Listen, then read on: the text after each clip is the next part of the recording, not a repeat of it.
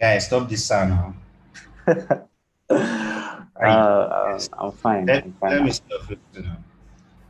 No, my face is dark for now, so you can't Okay. see my face.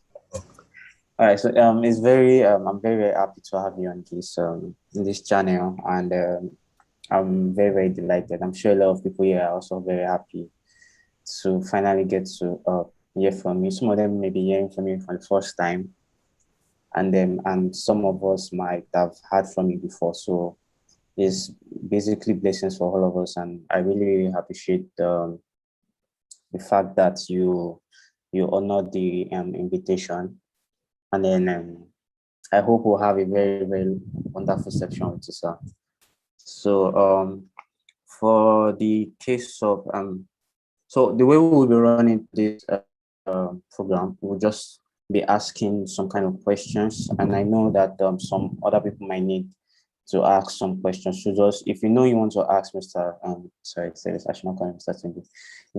If you want to ask TO any question, please just drop the your question on the chat. You can't talk right now. So just type your questions and I'll make sure I read it. I'll pass it across to him.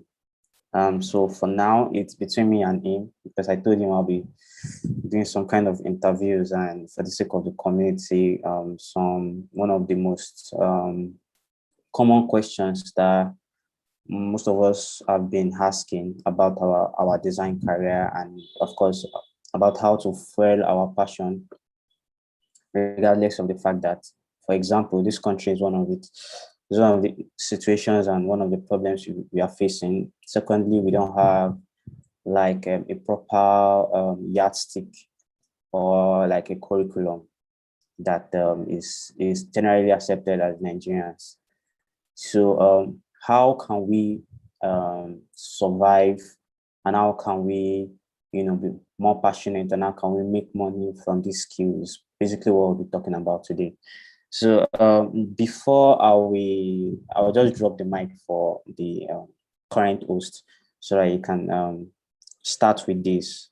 Sam, what I just want you to quickly just like briefly tell us how you started, also how you transited from a design student, how you came across the whole thing, and now that you lead their designer, you also co-found I don't know if I'm correct, but I think I'm correct.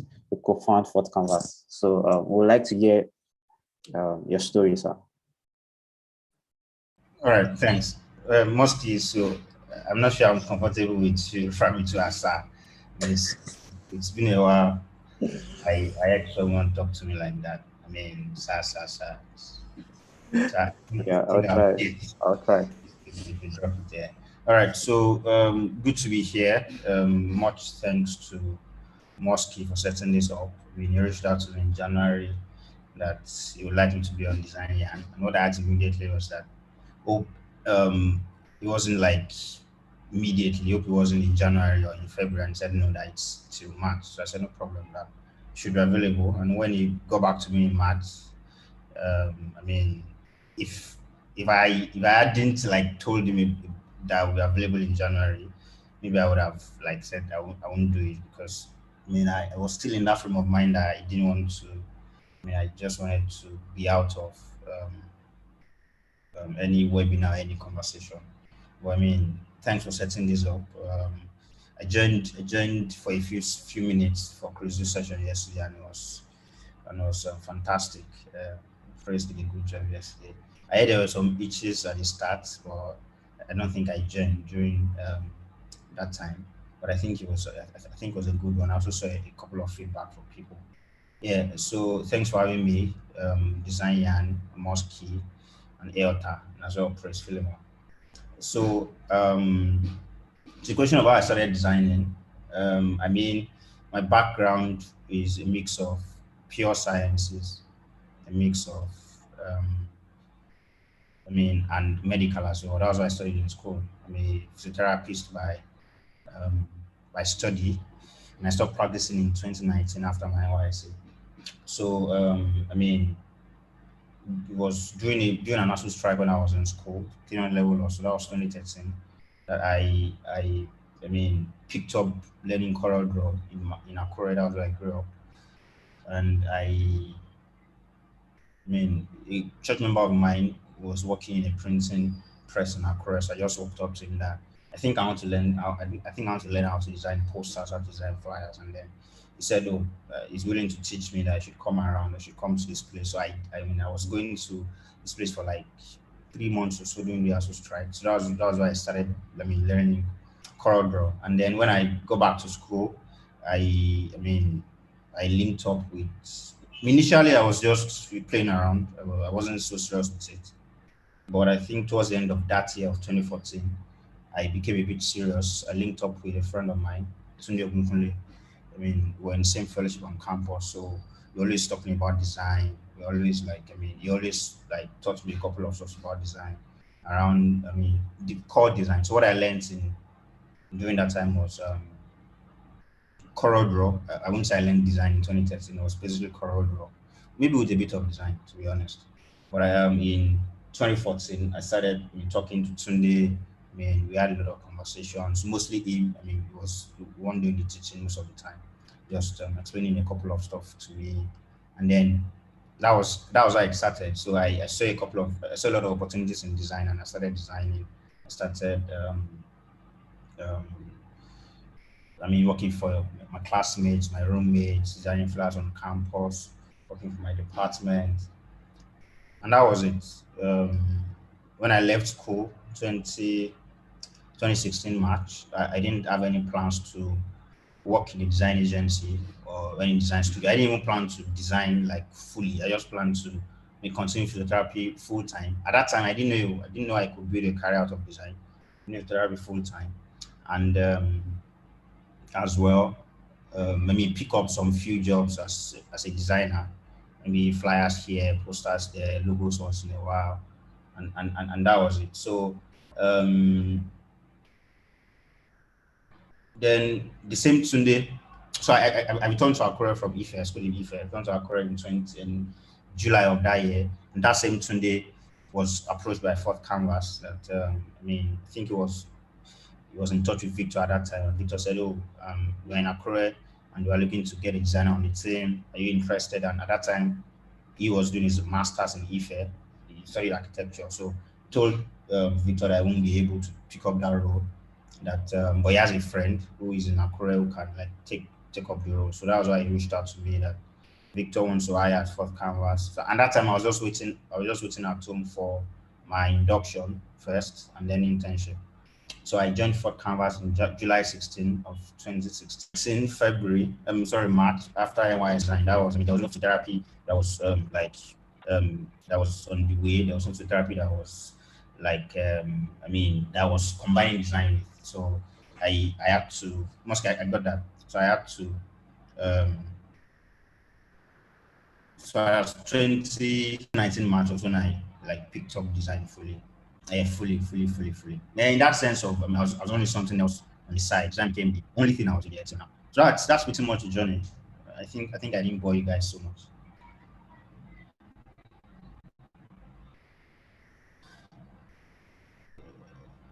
All right. So that was LOV journey actually. So one thing I noticed is that when we asked, should I say, top tier designers in quotes, Yes. questions like this, like even when we asked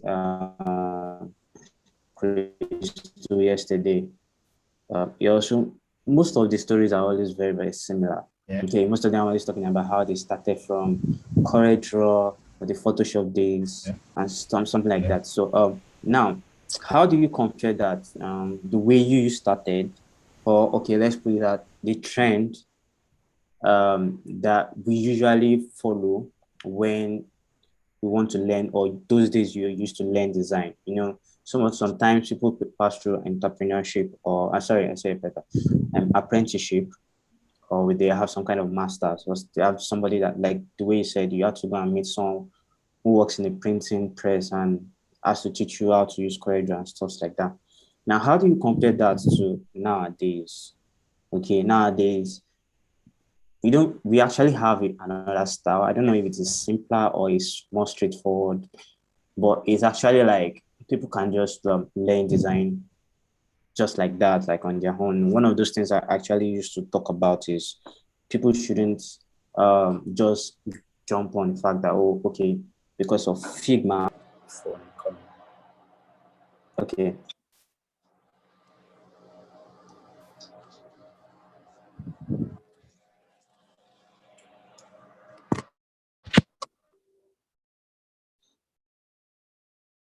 All right. So shall I repeat the question? You can remember what I asked the last time.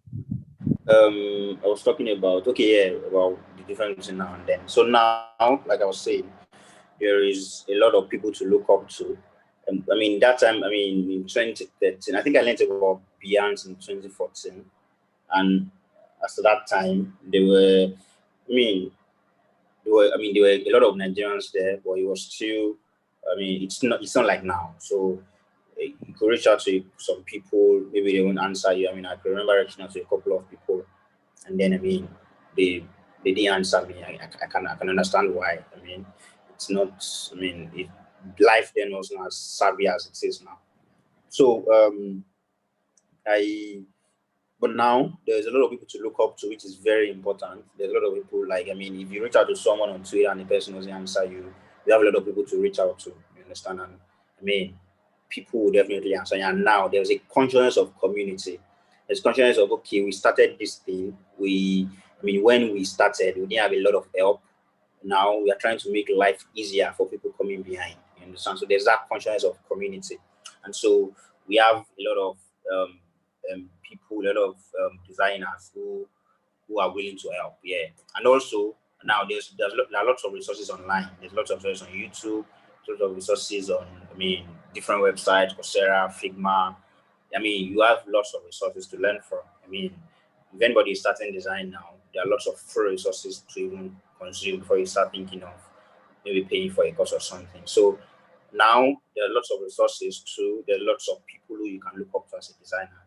And three, there's a conscience of community. There's a we thing. We have to make the design community better. We have to make life easier for those coming behind. So there's that consciousness at the moment, and it's really I think that's the difference. And now also we have a lot of design schools. A lot of when I say design schools, talk of Geniza, talk of this conversation, for instance, DesignYarn.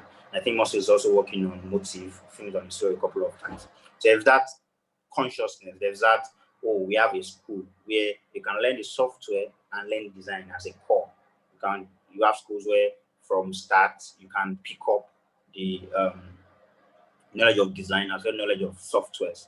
Yeah. So I think that's the difference between then and now. Yeah. All right, sir. So that's actually very cool. Now my next question now is that now from your story, right?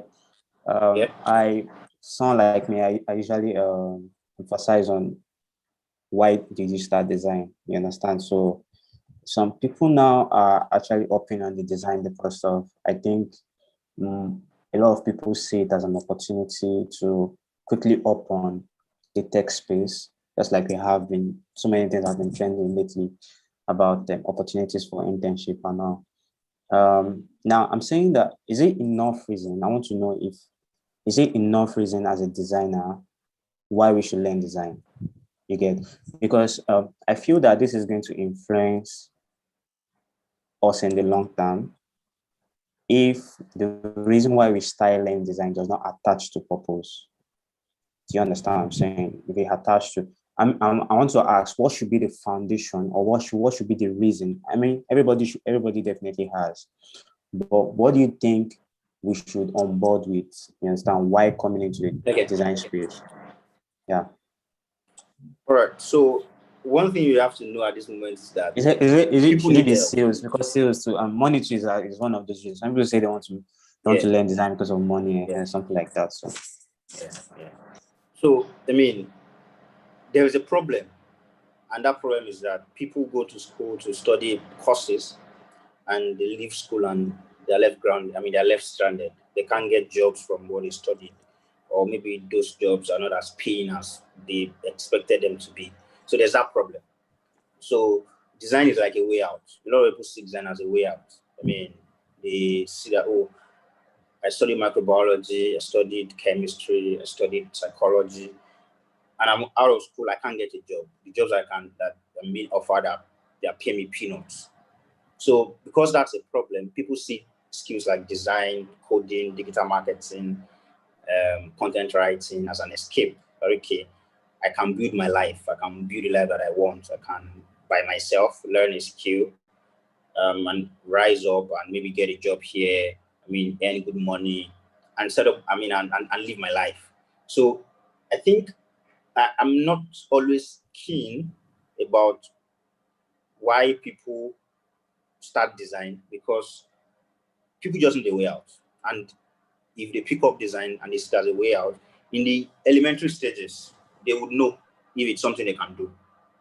They would know. And then, I mean, not everybody who picks up design eventually even gets to, I mean, start earning their first 10K or their first 20K or their first 300K in design. Not everybody who starts designing. I have a lot of friends who have taught design personally, but they're not designing at the moment.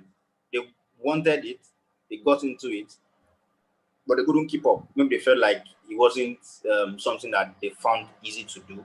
But if at that time they wanted to learn it, if I told them that passion, purpose, they may not get it. At that time, they just want a way out.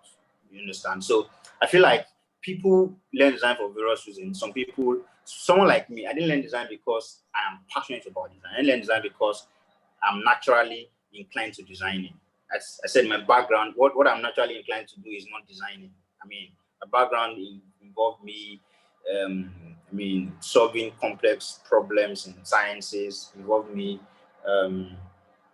medical school, although that wasn't what I wanted to do. But I mean, involved me doing a lot of stuff that wasn't really design. And why did I learn design? I saw a need in my fellowship then, and I felt like I could learn design to solve that problem. I could just help my fellowship stop outsourcing their design to outsiders. Let me just pick up design and help. That was why I learned design at that time. And that's why till today, I still have people that I do some kind of pro bono work for, you understand? Because my starting was to solve a problem, was to solve a need in my immediate community, my immediate environment. So and that time I just felt like I was bored with physiotherapy because during the ASU strike, I went to a physiotherapy clinic. I worked for like 3 months and I felt bored. So I felt, okay, let me try something else. Oh, this design I said I like, let me even pick it up. That's why I picked it up.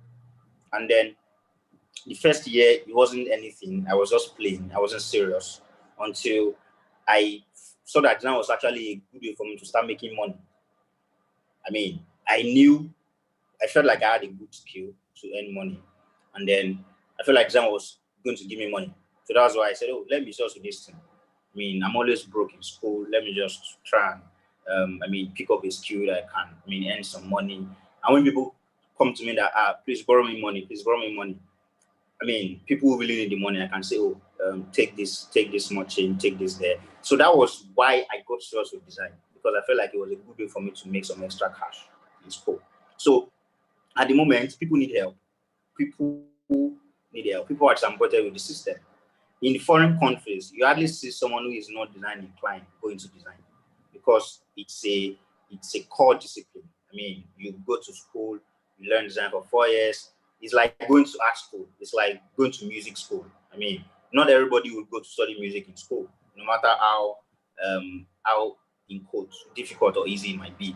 You understand? But in this country, people just want a way out, and then they've seen design as one of the ways whereby they can, by themselves, start a career and then progress at their own pace, and then maybe even reach heights that they can't reach in their orthodox careers. You understand? So if you don't start with a purpose in mind, somewhere along the line, you'd have to solve that problem. You'd have to, because design is not easy in that sense. It's not all roses. There are times that you are finding it difficult to learn something. There are times that, you are dissatisfied with your present condition and you want to, reach out for more. Do you understand? So there is that when you start and then you get to a point, you know that, okay, it's time to redefine my goals and objectives. Yeah. All right, sir. Thank you very much for that. I appreciate I just like, as you were saying your story, I also remember that I didn't really start with some kind of purpose. I think it's one of my funniest stories if I want to tell my kids. Actually learned design actually after some crisis in my life, and they're like, so of it getting depressed, just get some work to do, and that was how I started. Yeah. Yeah. Another question I would probably, I think I have just two more questions here. What is your most? I know there is no recommended, that there is no one-way traffic to this, right? But in your own opinion, what is the most recommended flow of getting to become a world-class designer from the beginning to the end?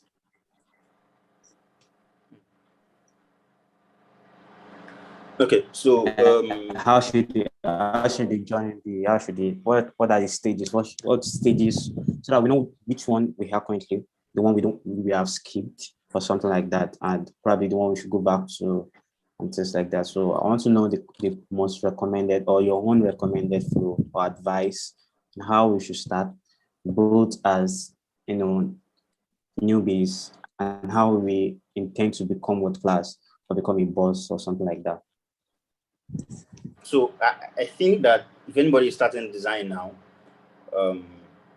they should pick it up from scratch. And this is what I mean. A couple of us learned design. We learned software first before design. So if anybody's learning design now, it's important that they learn design first before they learn software. So if you see an architect, that's why architects are very good designers, because their process in architecture school is different. Before they start using software, they get like 300 level. I don't know, maybe it's still the case at the moment. But I mean, I heard some years ago that before you start using software in architecture school, you get like 300 level.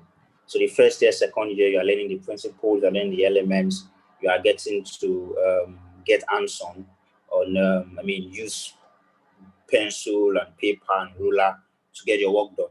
You understand? So anybody learning design now should pick it up from scratch. Like, learn design in its purest form. So is it product design? Is it brand design? Is it digital arts? Is it, anything you're learning? Try and learn from that elementary phase. So someone was asking me something like, oh, I want to get into UX. I said, Google just launched a UX course on Coursera. So pick it up. It's a 3 or 6 months course. Pick it up and learn from that. Once you are done with that, once you get started on that, you know when to pick up the software. You understand? But on the side, you can as well start, learning the ropes of Figma or Adobe XD or InVision, anyone you want to use. But I think I recommended Figma for that person.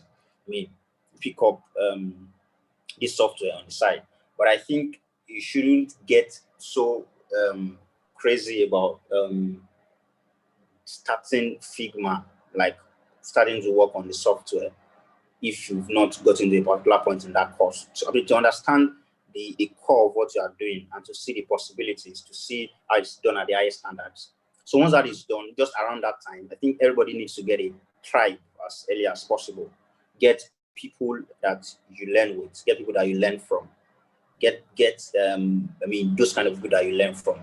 I think the best way that I've learned, one of the best ways I've learned as a designer is I learned in circle, I learned in the community. So when I was in university, I had people that I talked to. There was a community of designers in the university. When I joined Fourth Canvas till now, there's still that community of, okay, share stuff with Mary, share stuff with Aluko, share stuff with Victor. It's still that community. And I also have a lot of friends that I've picked up on the way. Other people who have been at Fourth Canvas before, people who maybe I've taught design on campus, that are now my friends. So we get to like discuss a lot. So I think everybody needs to get that circle, because what that circle does for you is not only in terms of knowledge, it's also motivation. You see your friend that you started design together doing amazing stuff, and then you know that you can also do it. So I think after you pick up like maybe proper course in what you're doing, and you pick up the software as well, you get a community, get people that you can talk to all the time, that you can share your issues, share your burdens with. And then at that phase, you could also pick up a couple of internships, maybe unpaid internships, if needed. So you can intern with people. So maybe talk to a senior person that, oh, I'm a designer, these are the things I've done, and I would like to learn with you. Maybe on your project, I would like to like work on with you on your project. Most of the time, the designer might even want to like, pay you some money. Give you some stipend for the work you do with him. Understand? And once you have understood the ropes and you think that, oh, I'm good enough for a job, you can pick up an entry-level job in any startup or any agency or any space you want to work. But be careful of where you start. Be careful of the environment you start, because I think another thing we have to talk about is that people should start in a place that can challenge them to be better, not a place that they can just be a king at a short time or in a short time. To be a place that challenges you to be better. Like when you enter, like, oh, there is a lot to learn, and then you like still pick up that attitude of learning this, upskilling in that, picking up this course, picking up this software, learning this new technology, learning this new update on this software and that. So where you can easily like grow. So I think from that place, the way forward. So at any time that you think you like have some money, you could pick up a proper course, a proper design course. You understand? It's not a must, but I just think that it just puts your mind in how things are done globally, because nobody should start design now and all on your mind is that you just want to lead design in one agency or in one startup here. You understand? At this level, you should have your eyes set on reaching the highest level possible. If at that level possible is being a design lead in an agency in Nigeria, the highest level possible is being leading design in maybe an Apple or a Google. The highest level possible is maybe leading design in a global agency. No matter what that is, that should be your plan. You shouldn't just want to settle for less as a designer, because one thing about life is that if you are static, things are not static. And therefore, when you're on a sport and you remain on that sport, things move on. So that sport you are in 2013 and that same sport that you are in 2019, there are two different sports. Maybe you're on 13 of 20 in 2019, and in 2013 and 2019 you're on 13 of 300. You're still on the same sport, but things have moved like way ahead of you. So I think that's like the footprint I would give to anybody. We still don't have a lot of established schools for design around here. So that should be a good step. Yeah, that should be a good trajectory. All right, that was very, very enlightening. So I'm going to add this one because it's personal, which is my last question.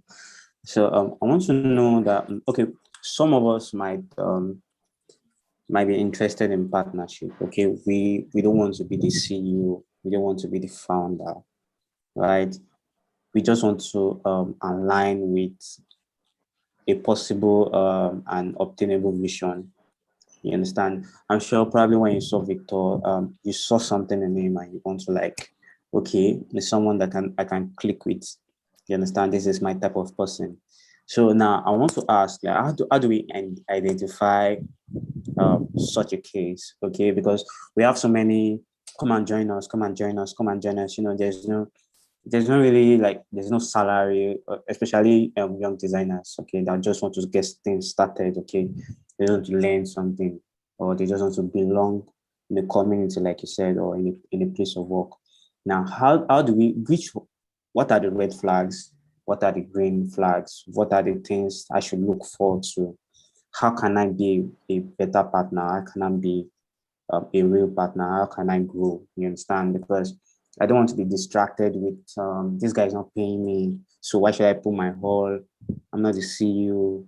I'm this and that. So, what do you think we should look forward to when we have this kind of offer on our early stage of our career? All right. So this is quite a maybe difficult question, because I'm not sure I've thought about it before, but I think I'll just pick it up as it goes. So about partnerships. So I think I'll just cite an example from like my fourth canvas experience. So it didn't start as partnership. It was just come and work. You understand? And it was purely on salary. I was being paid monthly at that time. I'm still being paid monthly now. And that was how we started. So there was no much expectation of partnership at that time I joined fourth canvas. So it was just me doing my work. It was just me, paying attention. Being a very good worker, being a very good employee, and doing my deliverables as I went due. And it was also a good environment for me to bond beyond work. So now, if I have to take stock of my friends, people who I work with would be a big part of that. So at that time, it was just me. I mean, being being being amidst my friends. And then when the partnership talk came in, it was just like a no-brainer because what Victor saw was a commitment that was beyond salary. He saw that for those of us who are partners, he saw that we like had interest in the company beyond how much we were being paid. We had like a thirst for the company to grow. You understand? So if anybody is entering a partnership now, I think you should as much as possible at the start, there shouldn't be any pressure. There shouldn't be any expectation of partnership or building, blah blah blah. You guys should just start working. Start working. It's easier to partner with your friend or partner with someone who you are who you've gotten to like roll with than to just partner with a total stranger who you don't know his motives, you don't know what he wants to get done. You understand? So if any type of partnership comes, I think people should put it to test before they commit. Maybe partnership. Okay, let's start off first. Let's see how it goes. So definitely you get paid for the project you work with the person on, and then you see how easy, how fluid the relationship is, and then you can easily, pick up. Oh, let's be partners because starting a company, you hardly see strangers come together to start companies. It's not common. There are people who have had to do things together before, who have had stuff to do with themselves. So nobody will just say, "Hey, hello, the random person, let's start a company together." Because at the earliest stage, it's always as rough as rough as it can be. It's not always rosy. You understand? So you want someone who you can be real with. You can like discuss what the problems are with. You don't want someone who is extorting you. You want someone who is, is trying to maybe play hard one on you. You're doing the work, the person is getting the money, and you don't even know, how much money is being made, and all those kind of complexities. So I think if anybody's in partnership, try and be with people who you've had something to do together with. So if a tutor senior comes to you for a combination of partnership, I think you can just tell them, oh, for now I'm not ready to commit to anything because you don't know that person. You can't red flag something you're not used to. You could list a couple of features that could, be that you could look out for, but people can act up at that earlier stage. They could act up. They could, put up a show just to get you to join them on that journey of theirs. So I think what we should do is that at that point, just work with them first. Learn how to, see how easy it is working with them. See how you guys get along, because partnership is meant from workers. A worker just comes, he's paid, he does his work, and he leaves. But partnership is much more because there's a commitment. There's a commitment of time. There's a commitment of life that is into it, and then we don't want to like get into that kind of relationship, and then he hurts you and you pull out. Maybe that might be inevitable at some point, but it's always good to reduce the level of accident or level of injury. So if someone comes to you talk about partnership, just let the conversation start with, let's work first. Let's work together. Let's see. And you guys agree on, oh, any work I do for you, I get paid 30% or 40% of what of the revenue or the profit on the work. And then you start work first. And then after working with them, you can say, oh, it's easy. Me and this person get along together. And also, I think it's good to partner with someone that complements that complements you. So if your strength, for instance, is on design work itself, you don't want to partner with another person whose strength is design because there'll be a clash. But if your strength is design, it's important that you try and partner with someone who can do sales, who can do business development, who can, work on business side of the things. Or if you want to build a product studio, for instance, if you're a designer, you don't want to find another designer, you want to bring in maybe someone who is very skilled as a developer, or who is very skilled as maybe a marketing, a content person. So always look for how you can partner with people who complement you, you understand, so that it doesn't get to an internal competition.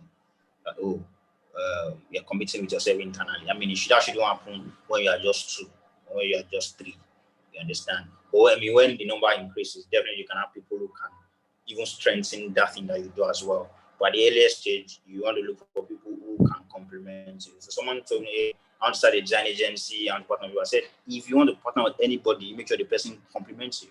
That's it. At this early stage, you don't need to have two designers on the team, and none of them understands business, none of them understands sales and business development, and getting clients, seeing the deals, managing clients, managing expectations, doing project management. Nobody is skilled in that. So it's important that that you work with someone that complements you. Yeah. All right, thank you. That was clear enough. So I'm going to ask from the emails. So someone said, hi Tunji. Most of us designers are carried away by delivering a successful design project with little or no knowledge about how to cost properly for such projects. What are the considerations for a proper costing, and how do you cost based on this information? Okay, so what are proper costing? So first, I think by knowing the value of your work, you know how much you think is fair enough for you. So it's always difficult to cost in this setting, because there are no standards. And first define who can afford what you do. So if all you do is do logos, for instance, logo design and that. Now there's little people can pay for logo design alone. But if all you do is brand identity design, you understand, people see more value in that, and they say, okay, I can pay more for this. So look at the people that know the people that can afford what you can offer, the people that need what you offer, the people that see value in what you offer, understand? And then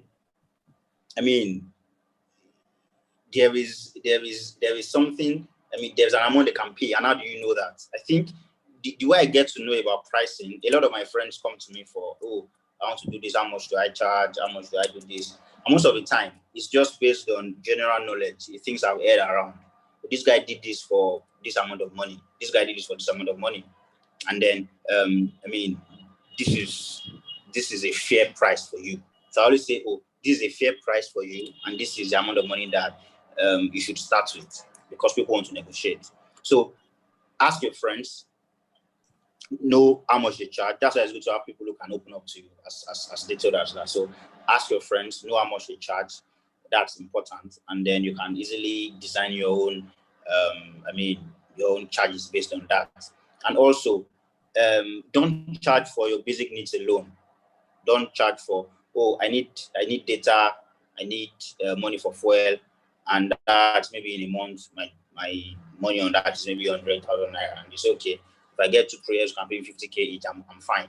Don't charge for that alone. You're not an hungry designer. Nobody is paid just to feed them. So you're charging to fund your lifestyle. You understand? You need to take rest, you need to go on vacation, you need to buy this course, you need to buy work tools, maybe get a comfortable space, get a comfortable workspace. Those are the things that you charge for. Charge to fund your lifestyle, because it is you doing the work. And the reason why it's difficult for designers to charge is because you can do that work for free, to be honest. It's just you. You with your mind, with your laptop. If there's like, you never use gel, and then you feel like, I can do this work for free. So it's difficult to really put value, because there's no raw materials per se. And that's why you also can't put a cap on how much you can charge, because the value is, the mind is invaluable, and time is timeless. Time is, how do I put it, is invaluable as well. So time and your mind, they're both invaluable. So it means that there's no cap You only value it based on how much your sense of worth is. You understand? Like how much value you place on yourself. So at times I say, I can't do this job, not because the money is not fair, but I just can't do it because it's not, I don't feel comfortable being paid that amount of money for this job. And that's fine. Nobody will put a cap. And also another thing you do is that the amount you charge also depends on the worth of that work for you are doing it for. So imagine Paystack wants to rebrand now, and a new startup also wants to do branding. I don't think they can go for the same amount of money because the margin for error for Paystack is big. Let's say Flutter, if Paystack has joined Stripe now. Let's say Flutter, the margin for error is a lot. So Flutter is not a global company, and any mistake, any inconsistency, any site of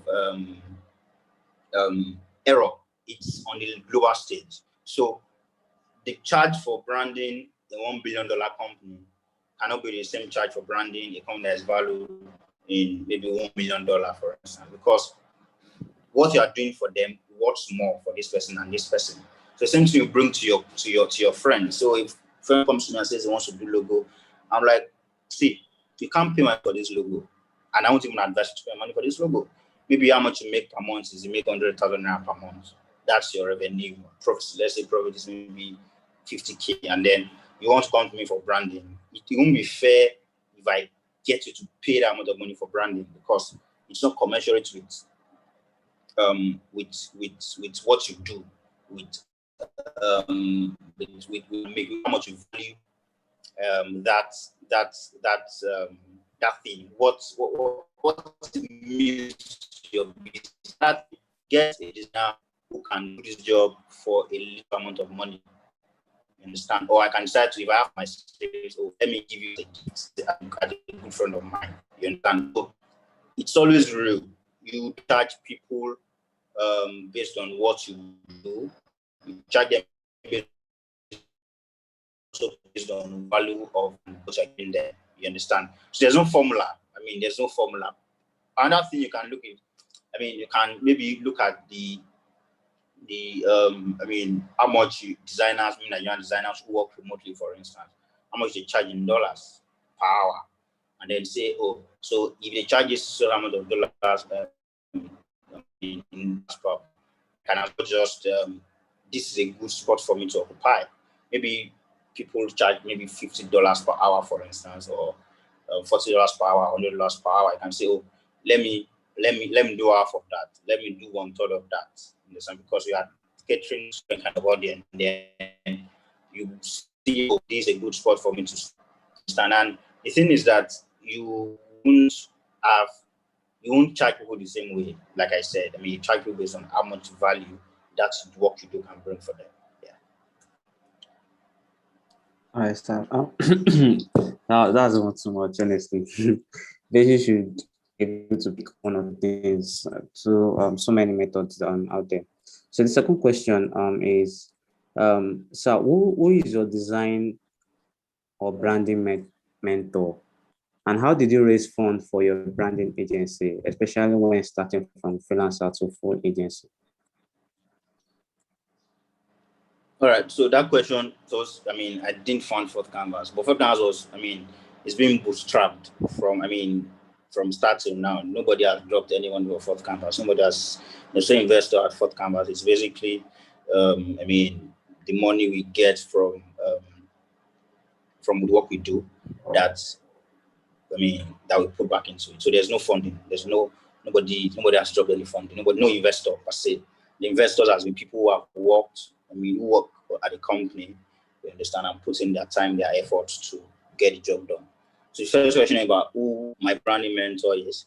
So it's a lot of people, because most of my inspiration from branding comes from global examples, comes from checking under consideration, checking global agencies. You understand? So I can't pinpoint one person that I follow religiously in branding.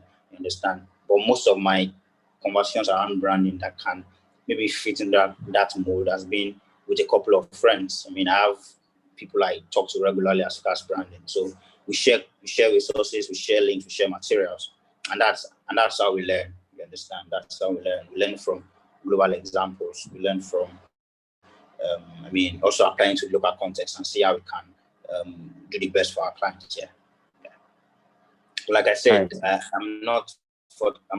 didn't co-found Fourth Canvas. I think a lot of people think I did, but I didn't. I'm a partner. There are 7 partners in the company, and I'm one of them. Yeah. So this is the last question for the day, which is from the Zoom. So someone said, evening, I have a question, sir. How can you think above your society as a designer that stayed in a low standard area? How can you think above your society? How can you think above your society that has stayed low in a low standard area? So I think social media has bridged that gap, because you could be anywhere. You could be anywhere, but you could fill up the gap. I mean, by social media, you already so imagine someone who stays in, for those who know, Chris stays in Accra, and then you won't even know he stays in that area.